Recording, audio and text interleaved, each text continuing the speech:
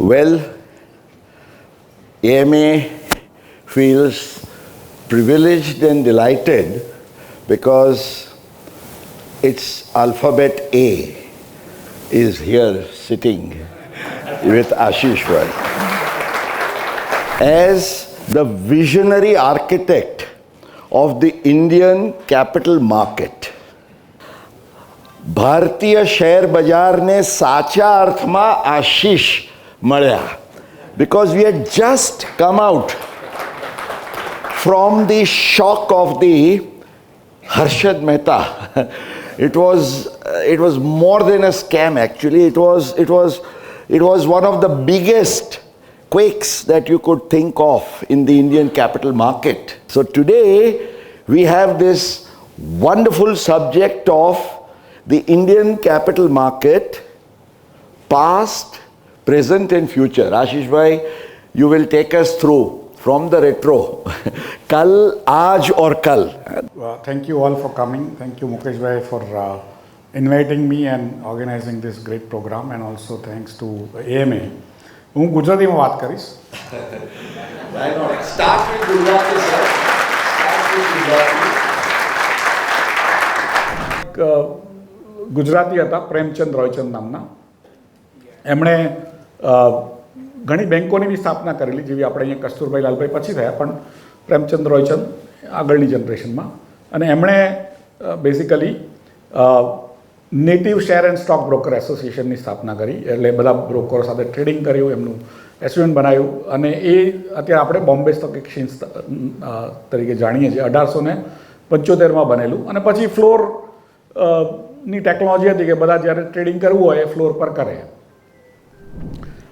બહુ જ અવાજ હોય, આટલી નાની જગ્યામાં 1000 માણસ બૂમ કરતા હોય, અમે પહેલાં શું કીધું અને શું સાંભળ્યું એ ખબર જ ના હોય, અને કોની સાથે ટ્રેડ કર્યું એ બી ખબર ના હોય. એટલે આમ કરે ને તો સેલ, આમ કરે તો બાય, પછી અહીંયા ટચ કરે ને તો 10, અહીંયા 20, અહીંયા 30. હવે 10 રૂપિયા કે 10 પૈસા ખબર ના હોય. અને દરેકનો એક બિલ્લો હોય, બેચ કહેવાય. અને તમારી સાથે ટ્રેડ કરે એટલે તમારે એનો બિલ્લોનો નંબર લખવાનો, અને પછી એની સાથે શું ટ્રેડ કર્યું, કેટલા ભાવે ટ્રેડ કર્યું એ લખો તમારી ચોપડીમાં, અને પેલો એની ચોપડીમાં લખે.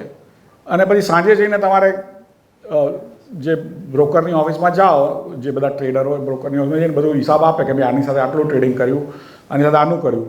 અને પેલો ગયો હોય સામેવાળો, તમે દિવસમાં 100 જણ સાથે ટ્રેડિંગ કર્યું હોય, પહેલાં એ દિવસમાં 200 સાથે ટ્રેડિંગ કર્યું હોય, સાંજે જઈને બધી ડિટેલો આપે, એમાં અડધી ભૂલી ગયા હોય.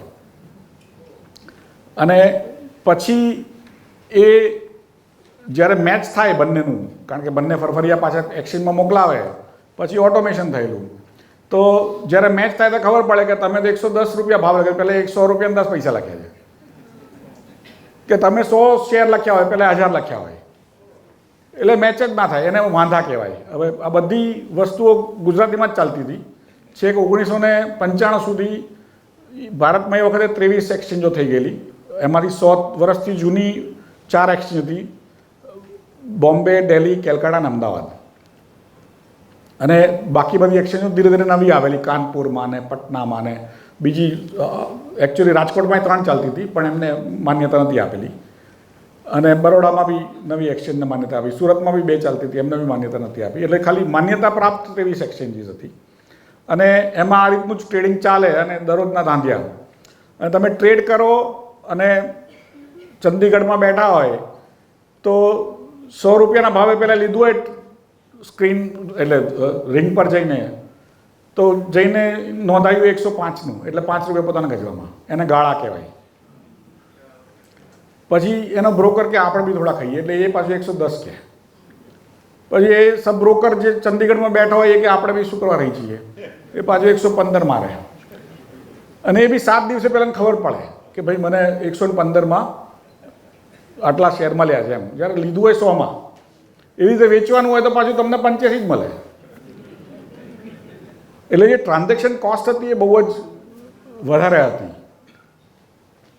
અને ટ્રાન્સપરન્સી કંઈ જ નહીં. તમે કોણે ખરીદ્યું છે, કઈ ભાવ વધી ગયા હોય તો પાછું એ બી ના કે હવે પત્યું, એ તો જતો રહે, સોદો જ નથી થયો. એટલે એ બધું કરતાં કરતાં દર 5 વર્ષે 10 વર્ષે 1875થી મોટા મોટા ડિફોલ્ટ થાય. ડિફોલ્ટ એટલે સામેવાળી જે બ્રોકર હોય, મોટો બ્રોકર, એ ડૂબી જાય તો બધાના પૈસા ગયા. તો દર 5 વર્ષે 10 વર્ષે ડિફોલ્ટ થાય, છાપાઓમાં આવે, કમિટીઓ બેસાડે, પછી પાછું કમિટીઓનું રિકમેન્ડેશન આવે, ત્યાં સુધી બધા ભૂલી બી ગયા હોય અને પાછું જે હતું ચાલ્યા કરે. અને ઇટ વોઝ ઓન્ડ અને operated as a democracy of stock brokers. એટલે ઘણીવાર હું કહું કે ભાઈ આ જે સ્ટોક એક્સચેન્જીસનું ખાલી ઇન્ડિયામાં નહીં, આખા વર્લ્ડમાં it predates the democracy. Democracy, modern democracy is only 200 years old, 200 વર્ષ જ જૂનું છે. પણ સ્ટોક બ્રોકરની ડેમોક્રેસી 400 વર્ષ જૂની છે, 1607થી. અને of the brokers, by the brokers, for the brokers.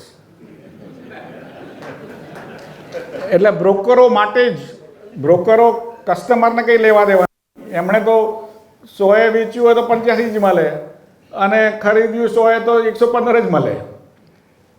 અને ઓફ કહે ને કે એમાં ઇલેક્શનો થાય, પ્રેસિડેન્ટ થાય, વાઇસ પ્રેસિડેન્ટ થાય, અને એ લોકો ધારાધોરણ બનાવે અને એ લોકોના જ કાયદા એ લોકો ચલાવ્યા કરે. પણ તો બી ચાલતું હતું. આવું માર્કેટ આવા કન્ટ્રીમાં હોવું એ એક અદ્ભુત વસ્તુ છે. પોસિબલ નથી, થિયરીમાં જ નથી. આપણે you were mentioning national stock exchange, એ દુનિયાનું in number of transactions we are the biggest. અત્યારે એક દિવસમાં જૂન 4 ને જૂન 5, જૂન 5માં એક દિવસમાં અમને 6 કલાક ને 15 મિનિટ ચાલે અમારું, 9:30 થી 3:30 સુધી. એમાં અમને એક દિવસમાં 2000 કરોડથી વધારે ઓર્ડર આવેલા, એક દિવસમાં 6 કલાક ને 15 મિનિટમાં. અને આપણું યુપીઆઈ ગણાય છે બહુ અદ્ભુત સફળતાવાળું ગણાય. તો યુપીઆઈ દર મહિને 24 કલાક 30 દિવસ એમાં એ લોકો 1500 કરોડ ટ્રાન્ઝેક્શન કરે છે. આપણે 6 કલાક 15 મિનિટમાં 2000 ટ્રાન્ઝેક્શન કરીએ, 2000 કરોડ ટ્રાન્ઝેક્શન કરીએ છીએ. એટલે 1500 કરોડ મહિનામાં તો સક્સેસ ગણાય, અને 2000 કરોડ દિવસમાં 6 કલાકમાં તો કેટલી સક્સેસ ગણાય એમ. અને that is done with the response time. એનો જે તમે અમને ઓર્ડર મૂકો તો હવે તમને આપીએ ઓર્ડરનું કન્ફર્મેશન 100 માઇક્રોસેકન્ડમાં. 1 સેકન્ડમાં 10 લાખ માઇક્રોસેકન્ડ હોય, તો સેકન્ડના 10,000માં ભાગે અમે તમને રિસ્પોન્સ ટાઈમ આપીએ. અને મીડિયન એટલે 50%થી વધારે જગ્યાએ. અને પછી જે વર્લ્ડમાં લગભગ જેટલા બી ઓર્ડર્સ ને ટ્રેડ્સ બધી એક્સચેન્જમાં ગણો, New York stock exchange, Nasdaq, Chicago, London stock exchange, Japan, બધું ગણો, એમ મોટા ભાગના દિવસોમાં એનએસસીમાં વર્લ્ડના 50%થી વધારે ઓર્ડર આવતા હોય. આખા વર્લ્ડના ગણો. આપણે પર ટ્રાન્ઝેક્શન વેલ્યુ ઓછી છે, પણ નંબર ઓફ ટ્રાન્ઝેક્શન્સ આપણે બહુ ઘણા છે. અને વર્લ્ડમાં આવું કોઈ એક્સચેન્જ નથી જે આ રિસ્પોન્સ ટાઈમે આપણને આટલું ટ્રાન્ઝેક્શન પ્રોસેસિંગ કરી આપતું હોય. અને આ વિધિન 6-8 મંથ્સ આપણે નેનો સેકન્ડમાં રિસ્પોન્સ ટાઈમ આપશું. એટલે 1 સેકન્ડના બિલિયન્થ એટલે 10⁻⁹. અત્યારે 10⁻⁶ ગણાય, પેલું 10⁻⁹ મો ભાગ જે હોય. એટલે આ બધા કોમ્પ્યુટર્સને કારણે થતું હોય. કોમ્પ્યુટર નોર્મલ માણસને સમજાય બી નહીં, પણ કોમ્પ્યુટર્સ કેલ્ક્યુલેટ કરે અને પાછું ઓર્ડર્સ બી કોમ્પ્યુટર્સ જ મૂકતા હોય, વચ્ચે માણસની જરૂર ના પડે એવા જાતના આલ્ગોરિધમ્સ ચાલતા હોય. જેને કારણે આપણે પણ વર્લ્ડમાં ટેકનોલોજીની દ્રષ્ટિએ એનએસસી જેવું કંઈ નથી.